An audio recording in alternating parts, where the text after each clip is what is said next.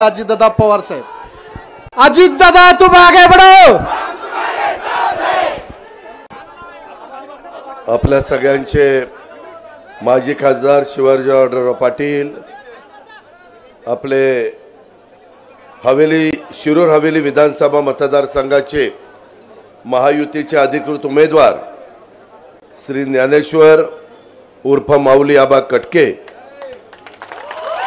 प्रदीप गारटकर, प्रदीप कंद, सुरेश गुले, रवींद्र काळे, दिलीप वालेकर, स्वप्नील डमडरे, जाकीर खान पठाण, मोनिका हरगुडे, वैशाली नागोडे, श्याम गावडे, अण्णा माडिक, सुधीर फराटे, अनिल काशीत, संदीप भोंडवे, सोपानराव गवारे, चाचा जाधवराव, राहुल पाचरणे, शशिकांत दसगुडे, मिलिंद हरगुडे, विपुल शितोळे, राजेंद्र कोरेकर, भगवान जवळकर, रामभाऊ सासवडे, राजू जगदाळे, सिद्धार्थ कदम, आबा सोनवणे, कुंडिक शितोळे, स्वप्नील गायकवाड, अलका कांचन, रामभाऊ दाभाडे, बाळूप्पा अण्णा चौधरी, निलेश काळभोर, चंदन सोनकर, गुलाब चौधरी, माऊली जवळकर, जितेंद्र बडेकर, प्रवीण काळभोर, सुभाष जगताप, दादासाहेब सातव, कैलास सोनवणे।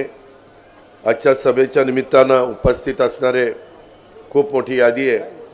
भारतीय जनता पक्ष, राष्ट्रवादी काँग्रेस पक्ष, शिवसेना, आरपीआय आठवले आणि आमच्या घटक पक्षांचे सर्व सन्माननीय उपस्थित असणारे आजी माजी पदाधिकारी, माझ्या शिरूर आणि हवेली परिसरातून आलेले सगळे मतदार बंधू भगिनी, माझ्या माय माऊली, माझे बांधव, आमचे तरुण सहकारी आणि आमच्या पत्रकार मित्रांनो, आज तसं बघितलं तर हिंदू हृदय सम्राट बाळासाहेब ठाकरे यांचा स्मृती दिन। मी सुरुवातीलाच त्यांना विनम्र अशा प्रकारचं अभिवादन करतो। मित्रांनो, नावरे गावचं ग्रामदैवत श्री मल्लिकार्जुन, श्री भैरवनाथ तसंच पीर साहेब यांना वंदन करतो। महायुतीचे उमेदवार माऊली कटके यांच्या विजयासाठी आम्हाला आशीर्वाद द्या असं त्यांना साकडा देखील आपल्या सर्वांच्या वतीने घालतो। शिरूर हवेली विधानसभा मतदारसंघ एक ऐतिहासिक, आध्यात्मिक, सांस्कृतिक, शैक्षणिक, आर्थिक, औद्योगिकदृष्ट्या एक आपल्या पुणे जिल्ह्यातला महत्त्वाचा मतदारसंघ। पुणे जिल्ह्याचा सर्वांगीण विकास करताना आम्ही नेहमीच ह्या मतदारसंघाला प्राधान्य देण्याचा प्रयत्न केला आणि त्याच्यामुळे इथला चास कामांचं पाणी असेल, इथली 5 स्टार MIDC असेल, इथले रस्त्यांची कामं असतील, इथल्या मूलभूत गरजा असतील, त्या ठिकाणी सोडवण्याच्या करता इतक्या वर्षाच्या राजकीय जीवनामध्ये अनेकांनी प्रयत्न केले, परंतु त्याच्यामध्ये माझ्यासारखा देखील कार्यकर्ता हा त्याच्यामध्ये होता, हे आवर्जून मी तुम्हाला सगळ्यांना सांगू इच्छितो। आज मला ह्या सभेच्या निमित्तानं मी नावरा परिसरामध्ये आलेले असल्यामुळं मला तिथं स्वर्गीय अंदू महाराजांची आठवण आल्याशिवाय राहत नाही। मी माझ्या राजकीय जीवनाला सुरुवात केली 91ला, त्यावेळेस मी जिल्हा समजून घेण्याचा प्रयत्न केला, तालुके समजून घेण्याचा प्रयत्न केला। त्यावेळेस 5 लोक, त्यावेळेस आरक्षण नव्हतं, त्यावेळेस सर्व कुणी कुठेही उभं राहू शकायचं आणि त्या काळामध्ये आपल्यामध्ये स्वर्गीय बापूसाहेब थिटे असतील, स्वर्गीय आनंदरामजी आचार्य असतील, स्वर्गीय किसनराव भुजबळ साहेब असतील, स्वर्गीय हरिभाऊ इसवे असतील, हे चौघं आणि 5वी आत्ता माजी आमदार पोपटरावजी गावडे, हा सगळा 5 जणांचा ग्रुप असायचा आणि त्याच्यामध्ये वेगवेगळ्या समाजाचे हे मान्यवर, परंतु कधी माझ्या शिरूर तालुक्याने त्या देखील काळात जातीचा पातीचा नात्याचा विचार केला नाही, माणुसकीचा विचार केला आणि ह्या सगळ्यांना त्या आपापल्या जिल्हा परिषद गटातनं तुम्ही निवडून द्यायचा। मी इथं आल्यानंतर ह्या बापूसाहेबांना, पोपटराव कोकरे, आनंदराव आचार्य, किसनभाऊ भुजबळ, माधवराव फराटे, बाबूराव पाचरणे, बाबूराव दौंडकर, संभाजीराव भुजबळ, रसिकभाऊ धारीवाल, शहीदभाई पठाण, हरिभाऊ इसवे, ह्या सर्व मान्यवरांना भावपूर्ण श्रद्धांजली या ठिकाणी अर्पण करतो। काळाच्या नियतीच्या पुढे आपलं काही चालत नाही, आलेल्या प्रसंगाला सामोरं जावं लागतं पण त्याच्यामध्ये आपल्याला विशेषतः आपले बाबूराव पाचरणे हे फार तसं बघितलं तर लवकर आपल्यातनं निघून गेले. मित्रांनो, आज अप्पासाहेब बेनके, मनोहर भोसले, रामदास वागचौरे, विजय कुसेकर, बापूसाहेब राक्षे, सीमाताई ओवाळ, राजेंद्र कुलथे आणि शिवाजी घोलप या मान्यवरांनी राष्ट्रवादी काँग्रेस पक्षामध्ये प्रवेश घेण्याचा निर्णय घेतला. त्याबद्दल त्यांना देखील मनापासून धन्यवाद देतो. त्यांचे देखील मी मनापासून आभार मानतो. ही निवडणूक खऱ्या अर्थाने माझ्या शिरूर आणि हवेली विधानसभा मतदारसंघाचं भवितव्य ठरवणारी निवडणूक आहे. कारण 2029ला पुन्हा मतदारसंघ बदलतील. माझ्या माहितीप्रमाणे 2009ला बदलले. 9, 14, 19 आणि 24 असे 4 निवडणुका ह्या नवीन मतदारसंघाच्या प्रमाणे झाल्या. आपण अनेकांना निवडून दिलं. तुम्ही त्या ठिकाणी मी आव्हान केलं त्या प्रकारे त्या उमेदवारांना निवडून देण्याचं काम माझ्या शिरूर हवेली विधानसभा मतदारसंघाने केलं. आज इथं आम्ही महायुतीच्या वतीनं एक तरुण सहकारी, राष्ट्रवादी काँग्रेस पक्षाचा एक धडाडीचं नेतृत्व, शिरूर हवेली विधानसभा मतदारसंघाचे उमेदवार माऊली कटके यांच्या माध्यमातून माझ्या शिरूर हवेली विधानसभा मतदारसंघाचा आणखी वेगाने विकास कसा होईल याबद्दलचा प्रयत्न मी उद्याच्या 5 वर्षामध्ये करणार आहे. एक सामाजिक जाणीव असणारा लोकनेता, त्यामध्ये लोकमान्यता अशा पद्धतीनं माऊलीला मिळालेली आहे. जिल्हा परिषदेच्या माध्यमातून कटके यांनी जनतेच्यासाठी काम केलं. त्यांच्यासाठी विविध उपक्रम पण राबवण्याचा प्रयत्न त्यांनी केला. माऊली कटके यांनी महिलांना तीर्थक्षेत्र दर्शनाचा लाभ, बचत गटांना, महिलांना विविध व्यवसायाचं प्रशिक्षण आणि त्यांना व्यवसायासाठी पिठाची गिरणी मशीन वाटप, जनतेच्या आरोग्यासाठी ॲम्ब्युलन्सची सुविधा अशाही प्रकारच्या गोष्टी त्या ठिकाणी उपलब्ध करून दिल्या. शिरूर मतदारसंघाच्या जनतेच्या काय आशा आहेत, हवेली विधानसभा, शिरूर हवेली यांच्या काय आकांक्षा आहेत, यांच्या अपेक्षांची पूर्तता करण्यासाठी ते इथून पुढं अतिशय चांगल्या पद्धतीनं काम करतील. एक कार्यक्षम, कर्तव्यदक्ष, संवेदनशील नेतृत्व म्हणून माऊलीची ओळख ह्या दोन्ही तालुक्यामध्ये झालेली आहे आणि मला विश्वास आहे. मी आज तुम्हाला सगळ्यांना आग्रहाची, नम्रतेची, कळकळीची विनंती करण्याच्या करता आलोय. उद्याच्या 20 तारखेला सकाळी 7 वाजल्यापासून संध्याकाळी 6 पर्यंत मतदान होणार आहे आपापल्या बूथवर आणि 23 तारखेला काउंटिंग आहे. 23 तारखेला दुपारपर्यंत ह्या राज्याची सूत्र पुन्हा एकदा महायुतीच्या हातामध्ये गेलेली आहेत. अशा प्रकारचा निर्णय आपल्याला घ्यायचा आहे आणि त्यामध्ये माझ्या माय माऊली आणि लाडक्या बहिणींनी सगळ्यात मोठी मदत करायची. त्यामध्ये हे सगळं होत असताना मला आपल्याला सर्वांना सांगायचं आहे की एक एक आमदार महत्वाचा आहे. हा जिल्हा आपल्या सर्वांचा जिल्हा आहे. ह्या जिल्ह्याने मला खूप काही दिलं, खूप काही कार्यकर्त्यांनी प्रेम देखील दिलं. नवीन कार्यकर्त्यांना संधी देण्याचा प्रयत्न मी माझ्या पद्धतीनं साखर कारखाने, नगरपालिका, जिल्हा परिषद, तालुका पंचायत, नगरपंचायत, त्याच्यामध्ये जिल्हा बँक ह्या वेगवेगळ्या माध्यमातून दिल्या. अजूनही काही आता नवीन चेहरे आहेत, त्यांनाही संधी देण्याची गरज आहे. ह्या निवडणुका झाल्यानंतर उद्याच्या फेब्रुवारी महिन्यात म्हणजे 4 महिन्यात 3 महिन्यात 3 वर्ष होतील स्थानिक स्वराज्य संस्थांच्या निवडणुका झाल्या नाही. कारण नसताना आम्हाला दोष देत आहे.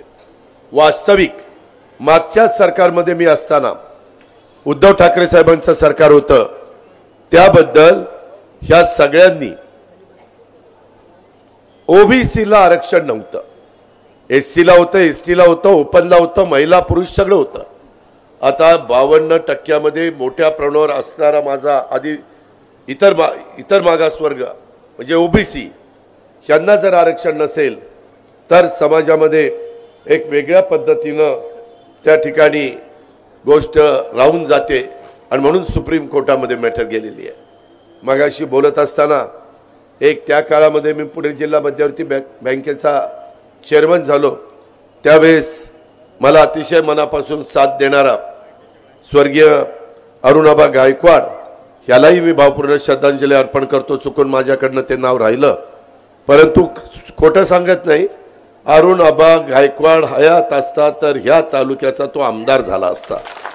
एवढी त्याच्यामध्ये क्षमता होती, एवढं त्याच्यामध्ये काम करण्याची जिद्द होती. मी अनेक कार्यकर्ते इथले जवळनं पाहिलेले आहेत, त्यांना मदत केलेली आहे. अशा पद्धतीनं अतिशय कार्यकर्त्यांचं मोह असणारा माझा हा शिरूर तालुका, हा हवेली तालुका, हा आपल्याला विसरता येणार नाही, नाकारता येणार नाही. मित्रांनो, ह्या निवडणुकीच्या निमित्तानं खूप काही आरोप प्रत्यारोप चाललेले आहेत. कारण समोर जे उमेदवार आहेत ते त्या बाबतीमध्ये मलाच टार्गेट करण्याचा प्रयत्न करतायत की घोडगंगा सहकारी साखर कारखाना अजित पवारांनी बंद पडला. अरे अशोका बेटा, त्याच्यामध्ये भावकी उन्हाचे वाटेकरी असते एवढं मला माहिती होतं, पण ज्याला माझं का बदनामी करतो मी? काय त्याचं घोडं मारलंय का बांध रेटलाय? काय केलं काय त्यामध्ये? खरंच सांग, तू तिथं कमी पडला. त्याच्यामध्ये आपल्या हट्टापायी काही पण करायचं, मी म्हणेल तेच खरं आणि दुसऱ्यांचं ऐकायचं नाही. ह्याच्यामध्ये अनेक काही कंगोरे आहेत की तो कारखाना का बंद पडला. मध्ये सुधीर असेल, दादा असेल, बाकीचे सगळे सहकारी असतील, यांनी काहीतरी दौरा शिरूरमध्ये काढलेला होता. मी मित्रांनो सगळ्यांना सांगतो की मला जर हा कारखाना बंद पाडायचा असता आणि डायरेक्ट माझ्या भावकीला त्रास द्यायचा असता तर पहिला व्यंकटेश कृपालाच बंद पाडला असता. कारण पण मी बंद पाडणाऱ्यापैकी कार्यकर्ता नाही, मी मदत करणारा कार्यकर्ता आहे. आज तुमचं आमचं सगळ्यांचं वैभव, खरं तर 2 कारखाने होणार होते त्यावेळेस. स्वर्गीय बापूसाहेब तिथे एका कारखान्याचे प्रवर्तक होते, स्वर्गीय रावसाहेब दादा एका कारखान्याचे प्रवर्तक होते. 2-2 कारखाने त्यावेळेस चालले नसते. म्हणून आदरणीय पवार साहेबांनी त्यांच्यामध्ये एक जो दुरावा होता तो दूर करण्याचा प्रयत्न केला आणि त्याच्यातनं नंतर घोडगंगा सहकारी साखर कारखाना पहिला काढायचं ठरलं. मी त्यावेळेस MSC बँकेचा चेअरमन होतो. त्याही काळामध्ये मी एक आपल्या जिल्ह्यातला महत्वाचा कारखाना, माझ्या शिरूरचा एक महत्वाचं आर्थिक केंद्र होणार आहे. माझ्या शेतकऱ्यांना दुसऱ्याच्या दारामध्ये जावं लागतंय, हेलपाटे घालावे लागतायत, रात्र रात्र तिथं बसावं लागतंय, माझा ऊस घ्या ओ माझा ऊस घ्या. अशा पद्धतीची परिस्थिती माझ्या ह्या भागातल्या शेतकऱ्यांची आम्ही त्यावेळेस बघत होतो. आणि म्हणून आपलं आपलं असावं, आपलं स्वतःचं आपल्या तालुक्यातलं असावं, ह्या हेतूने आपण तो कारखान्याची उभारणी केली. पुढेही वेळोवेळी जी मदत करायला पाहिजे ती केली गेली, पण त्यामध्ये बऱ्याचशा चुका होत गेल्या. आज मी काही माहिती काढण्याचा प्रयत्न त्या ठिकाणी केला, त्यामध्ये फार वेगवेगळ्या प्रकारची माहिती ही माझ्या पुढे त्या ठिकाणी आलेली आहे. आणि म्हणूनच मी सांगतो की चूक झाली चेअरमनची, इतर संचालक बोर्डाला कुठल्याही प्रकारचा अधिकार नव्हता आणि त्याच्यातून हा कारखाना त्या ठिकाणी रसातळाला गेलेला आपण सगळ्यांनी पाहिला. तो बाहेर काढण्याचा प्रयत्न झाला, परंतु दुर्दैवाने तो बाहेर त्या ठिकाणी निघाला नाही. ही वस्तुस्थिती कुणी नाकारू शकत नाही. ही पण बाब मला तुम्हाला सगळ्यांना सांगायची. आज घोडगंगाची मार्च 2024ची आर्थिक परिस्थिती पाहिली तर घोडगंगेवर 290 कोटी रुपयाचं देणं आहे, 64 कोटी रुपयाचा तोटा आहे, 84 कोटी रुपये राज्य सहकारी बँकेचा NPA 2023 मध्ये झालाय. त्यामुळं आजी माजी संचालकांना जप्तीची नोटीस निघालेली आहे. बँक ऑफ बरोडामध्ये 9 कोटी रुपये दिलेले कर्ज पूर्णतः थकबाकीत गेल्यामुळं बँकेने जप्तीची नोटीस त्यांनी पण काढलेली आहे. बँक ऑफ इंडिया नावरा यांचे 30 कोटी रुपयाची अनेक वर्षाची थकबाकी आहे. घोडगंगा कारखान्याच्या कामगारांचं इतर देणी मिळून 35 कोटी रुपये देणं आहे. त्यामुळे कारखान्याचे सर्व कर्मचारी संपावर गेलेत. घोडगंगा कर्मचाऱ्यांवरच्या नावावर घेतलेलं कर्ज NPA झालेलं आहे. घेणं देणं त्या कामगारांना 101 ची नोटीस आलेली आहे। या सर्व बाबी पाहता सदर बँकांच्या एनओसी गोरगंगा कारखाना प्रशासनाने न घेतल्याने आणि गोरगंगेचं भागभांडवल कमी आहे, त्यामुळे कर्जशक्ती कमी आहे, त्यामुळे कारखान्याला एनसीडीसीच्या कर्जाचा प्रस्ताव हा मान्य केला जात नाही। मी आपल्याला सगळ्यांना सांगतो, पहिल्यांदाच मी परवा लोणी काळभोरला शिवाजीराव आढळराव पाटील, मी माऊली, बाकीचे सगळे आम्ही सहकारी होतो। तिथं मी ठेऊर कारखाना, हवेली कृषी उत्पन्न बाजार समिती आणि ओझरचा उल्लेख माझ्या गोरगंगा कारखान्याचा केला। मी तुम्हाला सांगतो, केंद्रातलं सरकार अजून 4.5 वर्ष तिथं थांबणार आहे, कारण 5 वर्षाचा कारकीर्द असते। अमित शहांची माझी खूप चांगली ओळख आहे, ते सहकार मंत्री आहे, एनसीडीसी त्यांच्या हातात आहे। उद्याच्याला तुम्हाला 20 तारखेला जे मतदान करायचं आहे ते मतदान करत असताना, आपलं 2 नंबर अब ते मतदान करत असताना आपल्याला कुठल्याही परिस्थितीमध्ये अमित भाईंची मदत लागणार आहे। मधल्या काळामध्ये अनेक कारखान्यांना मी तिथं जाऊन त्यांची मदत घेतली। उदाहरणार्थ किसनवीर कारखाना, खंडाळा कारखाना, विठ्ठल कारखाना, बऱ्याच कारखान्यांची मी नावं घेईन। हेही जरी अडचण असली तर प्रयत्न केला तर अडचणमधनं बाहेर निघता येतं। आता तुमच्या पुढे 2 पर्याय आहेत, अनेक उमेदवार उभे, खूप जणांनी मनाचा मोठेपणा दाखवला आणि त्यांनी माघार घेतली। त्या सगळ्यांना, प्रदीप सहित सगळ्यांना मी धन्यवाद देतो, त्यांचे मनापासून आभार मानतो, कारण ते पण ताकदीचे होते, निवडून देण्याची त्यांच्यामध्ये क्षमता होती। पण आम्ही सगळ्यांनी आवाहन केलं, देवेंद्रजींनी सांगितलं आणि त्याच्यातून प्रत्येकाने प्रतिसाद दिला। मी सगळ्यांची नावं घेऊन वेळ घेत नाही, कारण मला पुढच्या सभेला जायचं आहे। आपल्याला विशेषतः माझ्या शेतकऱ्यांना 2 उमेदवार आहे, एक माऊली आहे, दुसरा अशोक पवार आहे। माऊलीला मतदान केलं, बटन दाबलं 3 नंबरला घड्याळाला, तर एनसीडीसीचं काम मार्गी लावण्याचं अमित शहांच्याकडनं करून घेण्याची जबाबदारी माझी। आता दुसऱ्याचा विचार केला आता आहे त्याचा, तर ती कसा जाणार अमित शहा साहेबांच्याकडे, कसं तिथनं मार्ग निघणार? मार्ग निघू शकत नाही। ज्याला स्वतःचा उत्तम असणारा कारखाना, कार्यक्षेत्रामध्ये असणारा प्रचंड ऊस, अतिशय जवळनं बैलगाडीनं येणारा असा असताना हे जे काही माझ्या कामगारांचं, शेतकऱ्यांचं नुकसान झालेलं आहे ते कदापि भरून निघणार नाही। मला तुम्हाला ह्या निमित्तानं हेही सांगायचं आहे की अतिशय वेगळ्या पद्धतीनं तुम्हाला आता असं वाटतं की आपला 15 तारखेला तर कारखाने सुरू झालेत, शिरूरवाल्यांना भीती वाटते की आपला ऊस कसा जाणार। आपण मार्ग काढू त्याच्यामध्ये।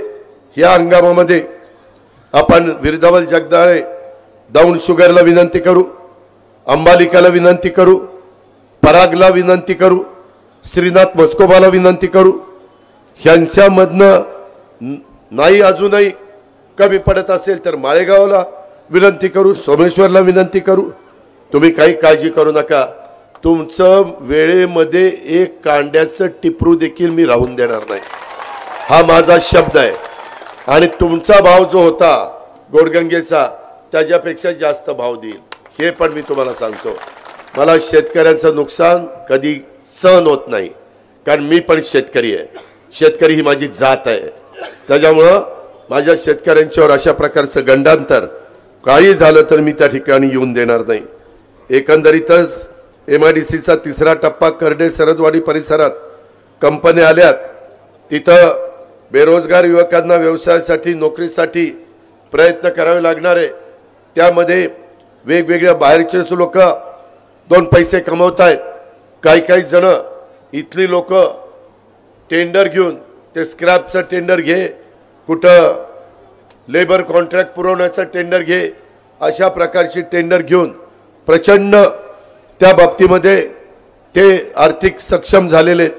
मला त्याच्यामध्ये काही बोलायचं नाही, पण ह्यामध्ये मी आपल्याला सगळ्यांना सांगेन की वेळ पडली तर आम्हाला राज्य सरकारमध्ये काही धोरणामध्ये बदल करावा लागला तरी चालेल.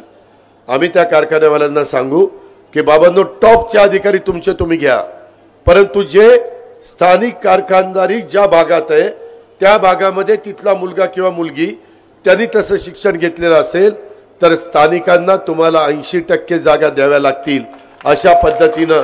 पण त्या जागा मिळाल्यानंतर स्थानिकांनी पण तिथं इमाने इतबारे काम करावं. बऱ्याचदा स्थानिक म्हणतात हे असलं काम, हे मला नाही जावायचं, चाललो मी. मग त्यांना बिहार आणि यूपीचे लोक आणावे लागतात. मी खोटं नाही सांगत, मी हे अनुभवलेलं आहे. त्याच्यामध्ये आत्ताही आम्ही याच्या आधी दुधाचा धंदा करायचो, आपली लोक दारा काढायचे, आपली लोक पहाटे उठायचे.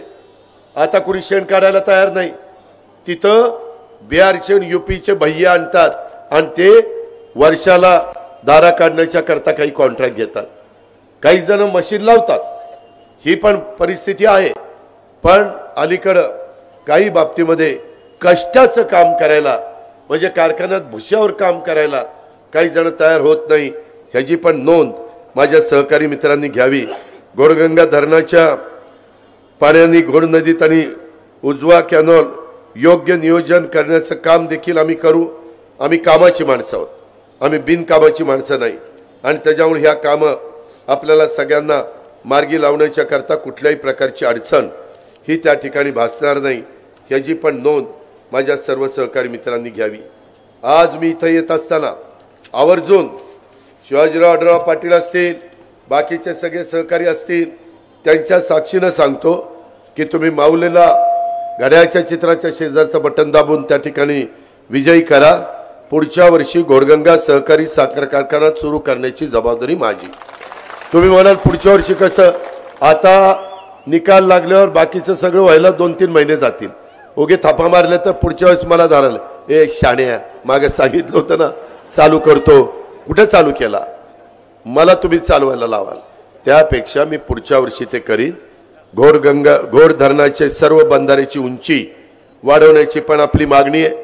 चास कमान घोड कालव्याची दुरुस्ती शेवटपर्यंत पाण्याचं पाणी पोहोचवण्याच्यासाठी त्याला आता मी लाईनिंगच करतोय. ह्याच्यामध्ये सुधारित प्रशासकीय मान्यता देऊन ह्या बाबतीमध्ये आपल्याला टेलपर्यंत चास कमानचं पाणी आणण्याची जबाबदारी ही माझी. हे काम मी या पंचवार्षिक योजनेत माऊली तुमचा आमदार झाला की हे सगळी कामं मी तुमची मार्गी लावेन. त्याच्यामध्ये शेतीसाठी दिवसावीज ती 6 महिन्यांनी मी देवेंद्रजींनी एकनाथरावांनी ठरवलेलं आहे की आता 9,500 मेगावॉट वीज आम्ही सूर्यप्रकाशावर करतोय. ती आम्हाला आता काही मिळायला लागली. 6 महिन्यांनी सगळे आमचे प्रोजेक्ट चालू होतील आणि ॲव्हरेज 3 रुपये लिटर 3 रुपये युनिटनी आम्हाला ती त्या ठिकाणी वीज मिळणार आहे. त्याच्यामुळे तुम्हाला इथनं पुढं 6 महिन्यांनी दिवसा वीज दिली जाणार आहे. बांधवांनो काळजी करू नका, माय माऊलींनो. त्यावेळेस त्यांना दिवसा वीज मिळाल्यानंतर रात संध्याकाळ झाली, दिवस मावळला की पतिदेव घरी येतात का नाही एवढं फक्त बघायचं. कारण ह्यांनी संपूर्ण मोटर बंद केली की घरी जायचं, बायका मुलांच्यात राहायचं आणि तिथं जेवायचं, गप्पा मारायच्या, पोरापोरींचं कसं चाललंय चौकशी करायची. बिबट्याची भीती नाही, त्याच्यामध्ये रानडुकराची भीती नाही, काही ठिकाणी गवे त्यांना गव्याची भीती नाही, त्याच्यामध्ये विंचू काटा साप वगैरे यांची भीती नाही. त्याच्यामुळे तुम्ही काही काळजी करू नका. तशा पद्धतीनं आमचं काम पण ऑलरेडी सुरू झालेलं आहे. मांडवगण फराटा येथे मागील 1 महिन्यातच बिबट्याच्या हल्ल्यात वंश सिंग आणि शिवतेज टेंबेकर 2 लहान मुलांचा मृत्यू झालाय. त्यांनाही मी भावपूर्ण श्रद्धांजली अर्पण करतो. बिबट्यांचे वाढते हल्ले लक्षात घेता मी काल जुन्नरला होतो. आढळराव पाटलांना माहिती आहे, तिथं मी काही कोटी रुपये डीपीडीसीतनं दिले पिंजरे घ्यायला. ज्या ज्या वन विभागाला महत्वाच्या गरजा बिबटे पकडण्याच्या करता लागतात त्या बाबतीमध्ये आपण तिथं पैसे दिलेले आहेत. त्याच्यामुळं शिरूर तालुक्यामध्ये देखील ह्या सगळ्या पिंजऱ्यांची उपलब्धता आणि बाकीचे टॉर्च वगैरे काय काय लागतात, ते काहीतरी बंदूक एक लागते, ते बिबटा बेशुद्ध होण्याच्या करता काही एक नवीन पद्धत आहे ती त्याच्यामध्ये त्यांना पाहिजे, ते मी तुम्हाला करून देईल. बाबूळचं या ठिकाणी बुडीत बंधारा त्याला निधी पाहिजे. बुडीत बंधाऱ्याच्या बद्दल 2 मतप्रवाह आहेत, त्याकरता सरकार आल्यानंतर मला बोलून त्याच्यातनं मार्ग काढावा लागेल. शिक्रापूर ते नावरा रस्त्याला आपण 153 कोटी रुपयाचा निधी हा उपलब्ध करून दिलेला आहे. याही बद्दलची नोंद माझ्या सर्व शिरूरकरांनी हवेलीकरांनी घ्यावी. मित्रांनो, दुसरी एक गोष्ट तुम्हाला मला आवर्जून सांगायची की मधी मी एक बातमी वाचली की आमदारांच्या मुलाला तिथं काहींनी त्रास दिला, त्याचा छळ केला आणि त्याच्यात माऊली कटकेचे बगल बच्चे तिथं होते. निवडणुकीच्या निमित्तानं भावनिक मुद्दा करून लोकांची मतं मिळवण्याच्या करता जर काही लोक इतक्या खालच्या थराला जात असतील तर दुर्दैव आहे आपल्या सगळ्यांचं. अरे खुल्या मनाने निवडणुका करा ना, परंतु ही काय रेडीचा डाव. मी तुम्हाला सांगतो काय झालं ते. 9/11/2024 शिरूर पोलीस स्टेशनच्या हद्दीमध्ये मांडवगण फराटे येथे राष्ट्रवादी काँग्रेस पक्ष शरदचंद्र पवार पक्षाचे उमेदवार अशोक पवार यांचा प्रचार चालू होता. त्यांच्याच पक्षाचे कार्यकर्ते नमूद गुन्ह्यातील मुख्य आरोपी भाऊसाहेब बिरा कोळपे याने उमेदवार अशोक पवार यांचे चिरंजीव ऋषिराज अशोक पवार यांना आपल्या पार्टीमध्ये काही लोकांना प्रवेश द्यायचा आहे, आता आम्ही दिला तसा, आणि असं सांगून एका बंगल्यात नेलं. आणि सदर बंगल्यामध्ये हा आरोपी जो त्यांच्याबरोबर गेले 6 महिने प्रचार आणि त्यांच्या जवळचा काम करतोय तो भाऊसाहेब त्या ठिकाणी कोळपे, त्याची पत्नी, मी आता बाकीचं काही बोलत नाही, नको त्या गोष्टी, तिथं व्हिडिओ त्या ठिकाणी बनवला. सदर अश्लील व्हिडिओ व्हायरल करण्याची धमकी त्या भाऊसाहेबांनीच त्या ऋषीला दिली आणि पैशाची मागणी केली. त्यामुळं हा गुन्हा दाखल झालाय. सदर गुन्ह्यात 3 आरोपी, त्यांनी नंतर ऋषीने सांगितलं, त्यांनी काहीतरी 10 कोटी मागितले. म्हणले 10 कोटी दे, नाहीतर बघ तुला बघतोच, नाहीतर हे सगळं बाहेर काढतो. त्याच्यावर काहीतरी बँकेचं 15-20 लाख का 50 काहीतरी लाख कर्ज होतं आणि ते कर्ज फेडण्याकरता ज्या सुपीक डोक्यातनं ही कल्पना निघाली आणि त्याच्यात बदनामी भेनकामाची आपल्या उमेदवाराची किंवा आपल्या कार्यकर्त्यांची. त्याच्यातनं मला कळल्यानंतर मी संबंधितांना सांगितलं ह्याचा कडक तपास करा, कुणी असू द्या म्हणलं, सोडायचा नाही. साल्याला आता टायरमध्ये घ्यायचा, अजिबात सोडायचा नाही. आमचं चुकलेलं असेल तर आम्ही देखील ती चूक मान्य करू. आणि 3 आरोपी अटक केले. त्याच्यामध्ये एक आरोपी अजून सापडला नाही, मी नाव घेत नाही कारण कुणाची बदनामी करण्याचा आपला अधिकार नाही. सदर गुन्ह्यामध्ये भाऊसाहेब कोळके यांच्याकडं गुन्हा कोणी करण्यास लावला ह्याच्या खोलात गेले, त्याची सखोल चौकशी केली. परंतु त्या भाऊसाहेब कोळपेंनी सांगितलं स्वतःचं आर्थिक फायद्यासाठी मी केलेलं आहे, कुणीही मला सांगितलेलं नाही, कुणाचाही दुरान्वय देखील इथं संबंध नाही. आणि त्यामध्ये माझं PDCC बँकेचं 14-15 लाख रुपयाचं कर्ज आहे, त्याकरता मी हे केलं. भाऊसाहेब कोळपे हा गुन्ह्यातील फिर्यादी ऋषिराज पवार यांच्याच पक्षातील कार्यकर्ता आहे. त्यांनी फिर्यादीमध्ये नमूद केलंय भाऊसाहेब कोळपे हा ग्रामपंचायतीचा सदस्य आहे. लोकसभा निवडणुकीपूर्वी फिर्यादी यांच्या गटामध्ये तो त्यांनी प्रवेश केला. सदर गुन्ह्यामध्ये भाऊसाहेब कोळपे याचा मोबाईल आणि जे काही असलेले व्हिडिओ चित्रीकरण ते सगळं जप्त केलेलं आहे. आणि मोबाईल कॉल लॉग आणि व्हॉट्सॲप चॅट ह्याची तपासणी केली असता या गुन्ह्यामध्ये कोणत्याही राजकीय उद्देश दिसून येत नाही.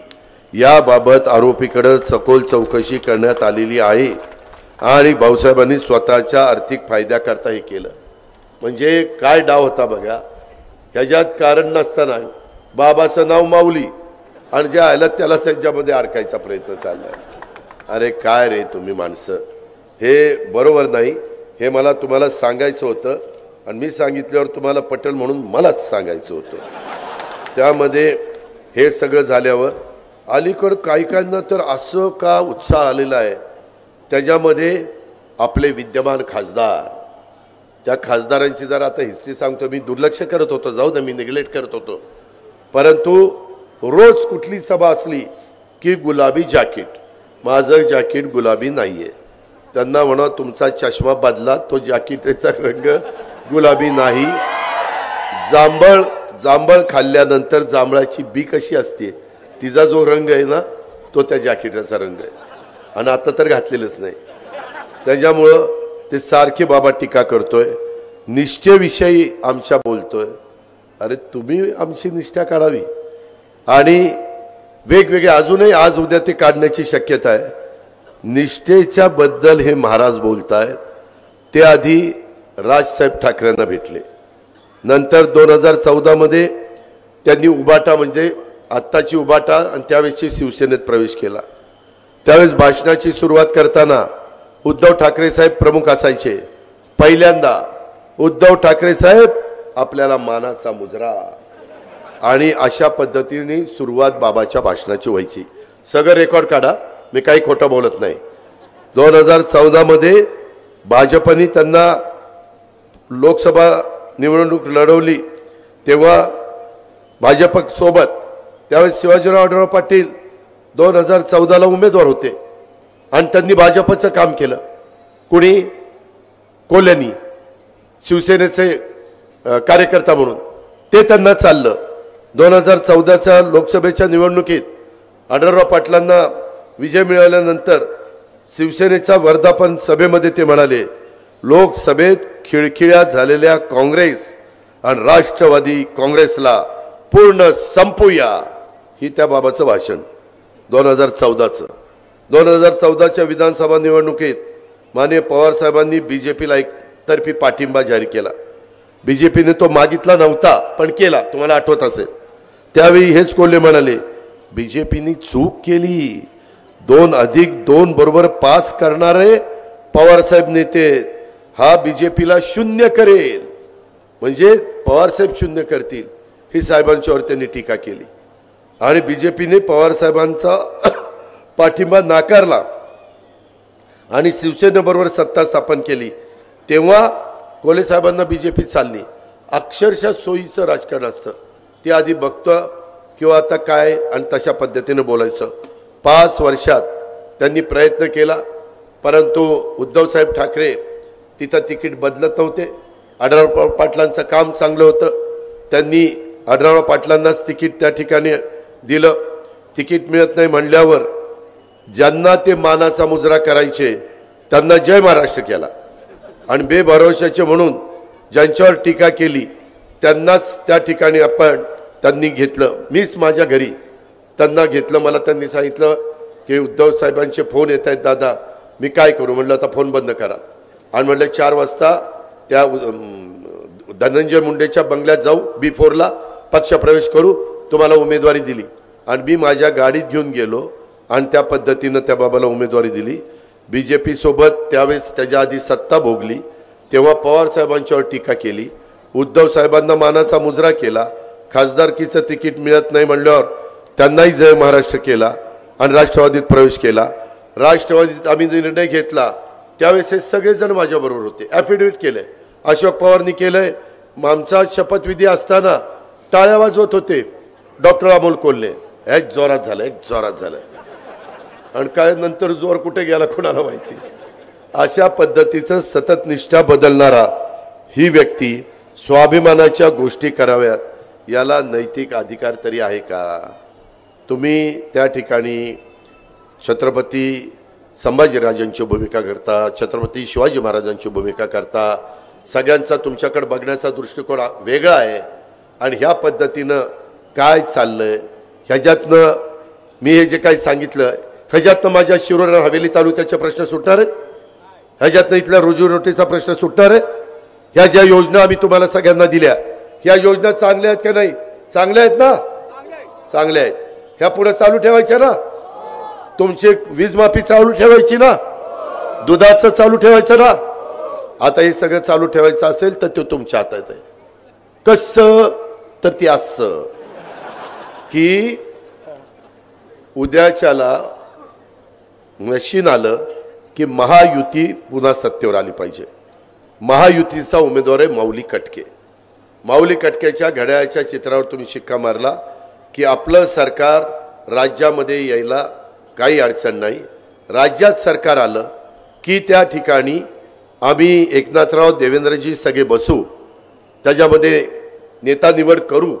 आणि मी आज माझ्या मायमाऊलींना सांगतो, मायमाऊलींनो, हा अजितदादाचा वादा आहे की तुमच्या पुढं 5 वर्ष ह्या योजना चालू राहतील आणि तुमची पण वीज माफी आणि बाकीच्या योजना, ज्या कांदा निर्यात बंदी किंवा ज्या पिकाला भाव नाही अशा पिकांना योग्य पद्धतीने भाव मिळवून देण्याच्या करता केंद्राला हस्तक्षेप करायला सांगून त्याच्यातनं एक्सपोर्ट इम्पोर्ट ह्याचं धोरण त्या ठिकाणी आपण चांगल्या पद्धती करण्याचं काम हे निश्चितपणे करू. मित्रांनो, अनेक गोष्टी मी याच्यामध्ये केल्या. वडू तिळापूरला छत्रपती शिवाजी महाराजांची, छत्रपती संभाजी महाराजांची समाधी, तिथं मला अनेक वर्ष, इथं प्रदीप बसलाय, प्रदीप त्यावेळेस तुलाही सांगितलं होतं जिल्हा परिषदेचा अध्यक्ष म्हणून तिथं काम करायचं.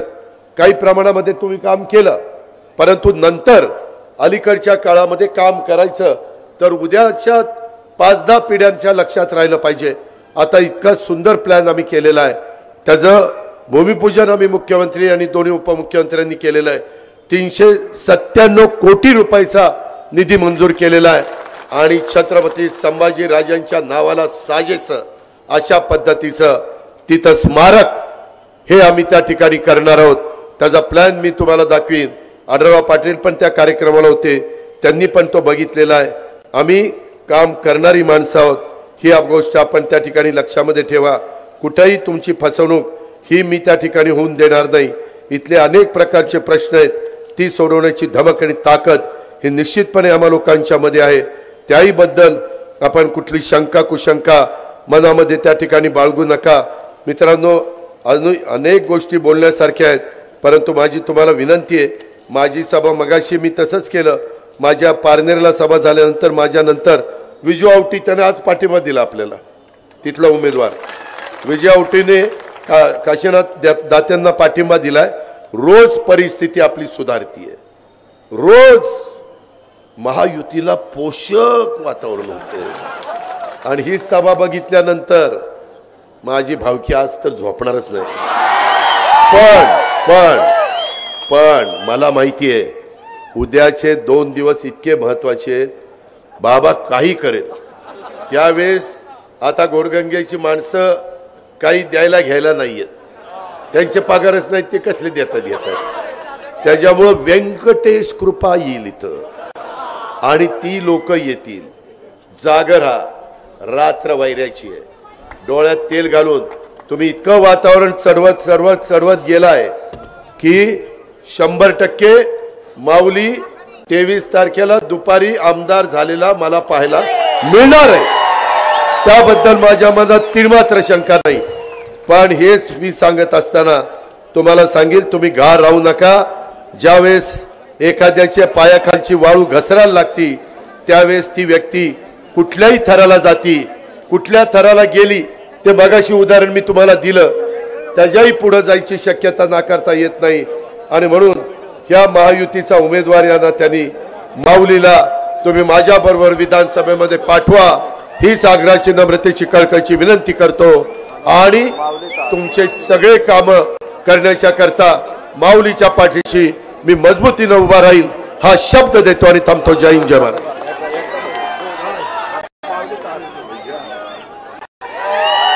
कार्याला जायाची अन माऊली आबा कटके शान शिरूर हवेलीची.